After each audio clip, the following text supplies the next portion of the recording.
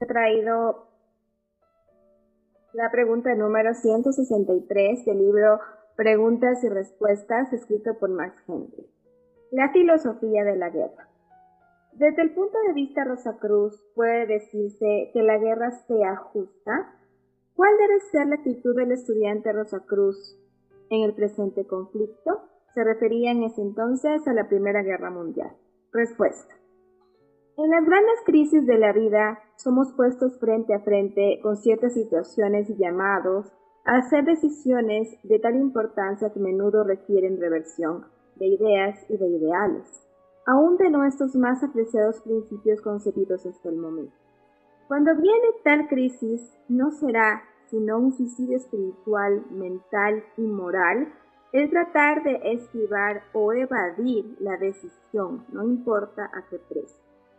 Se dice que la conciencia es una joya, pero si somos verdaderamente sabios, debemos estar prestos a cambiar o a revisar nuestras ideas cuando la ocasión realmente lo demanda.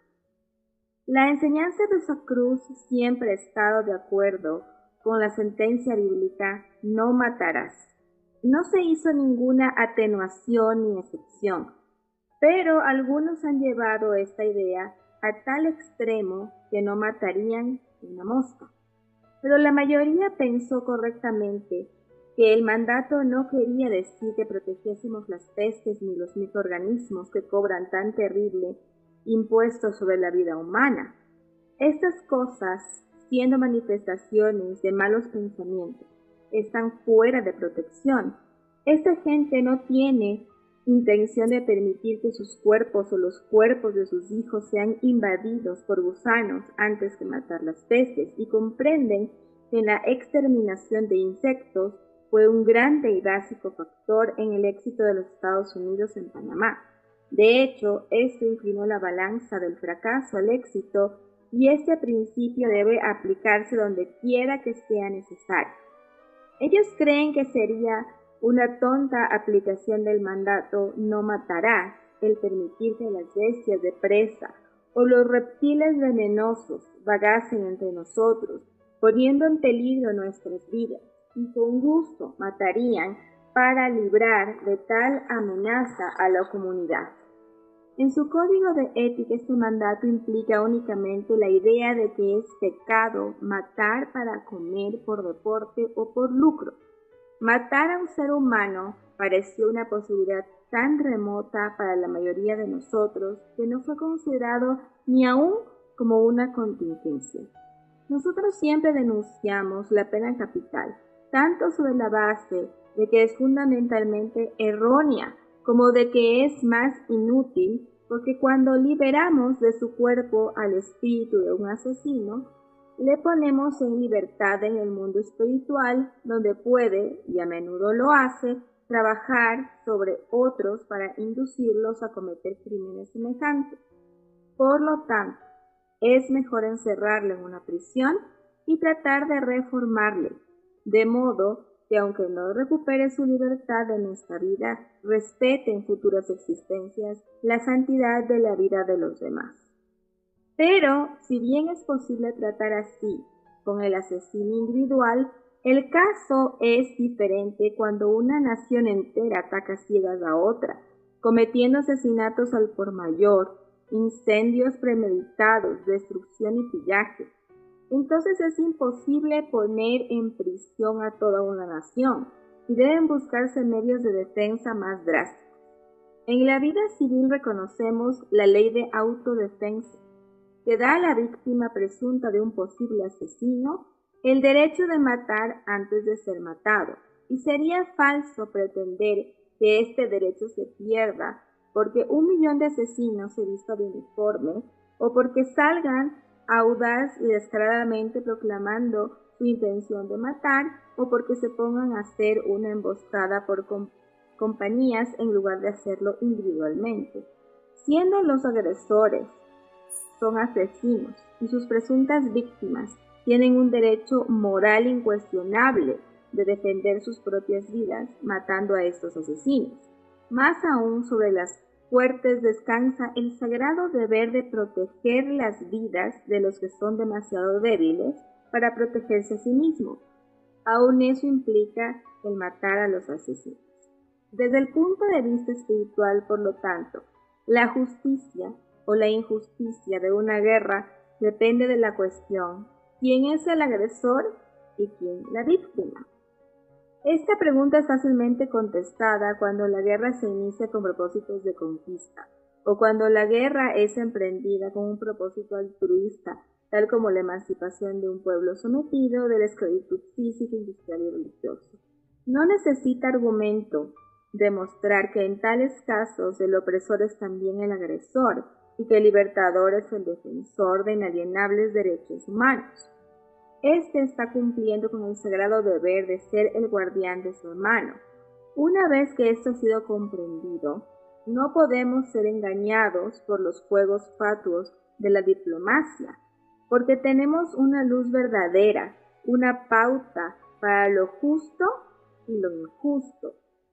Habiendo satisfecho nuestras mentes sobre este punto, se sigue que es mucho más noble y heroico enfrentarse a un pelotón de fusilamiento por rehusar entrar al ejército del agresor, o huir de nuestro país natal, o aún unirse a las filas de los defensores en la más humilde capacidad de tener una posición del más alto honor entre los agresores.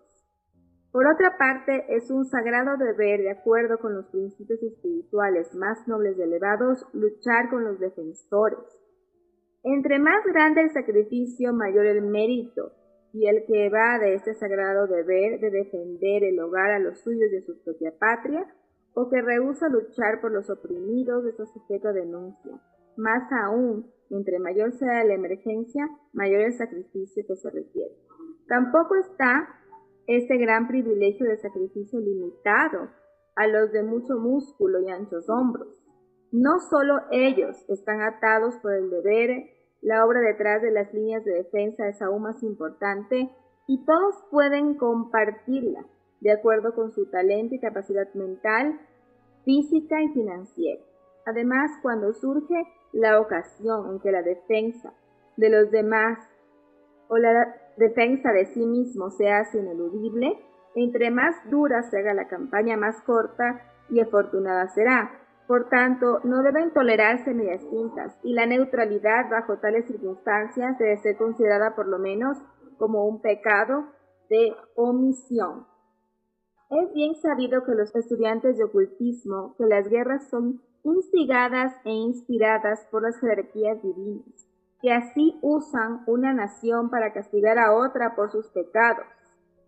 Aún un estudio superficial de la Biblia proporcionará muchos ejemplos. Esto no siempre significa que el vencedor sea del todo justo, pero muestra que la nación vencida ha hecho lo malo y merece el castigo infligido, usualmente por causa de su arrogancia y su impiedad. Tampoco es un signo de que goza del favor divino, al menos en cierto modo, por el hecho de que sea victorioso por algún tiempo largo y extremadamente difícil de conquistar. Tal circunstancia puede ser producida por el ejército invisible que apoya las armas del agresor y prolonga la lucha con el propósito de hacer la derrota final más completa y desastrosa, también para enseñar a los defensores una lección que no podría ser aprendida en una lucha corta y decisiva. Tal es brevemente la filosofía de la guerra desde el punto de vista espiritual, sin parar, mientras en quienes son las naciones implicadas. Si aplicamos estos principios a la presente guerra mundial, debe ser aparente para todo aquel que no esté prejuiciado y se aproxime al tema con una mente amplia y abierta, que los militaristas de los imperios centrales han estado preparando esta guerra durante generaciones. Y el 5 de julio de 1914, en la famosa conferencia de Potsdam, que ahora es reconocida por ellos, acordaron provocar una guerra después de pocas semanas, durante las cuales los banqueros de estas naciones estaban manipulando los mercados como para amasar los más grandes y posibles recursos financieros. Esto señala a los austro-germanos como los agresores, quienes bajo la fascinación de los espíritus de raza han adiestrado a sus millones para lanzarlos contra las otras naciones del mundo. Al comienzo del conflicto, Francia e Inglaterra, que eran los vecinos inmediatos de los belgas ultrajados, hicieron suya la causa bélgica y actuaron en ese aspecto como el guardián de su hermano.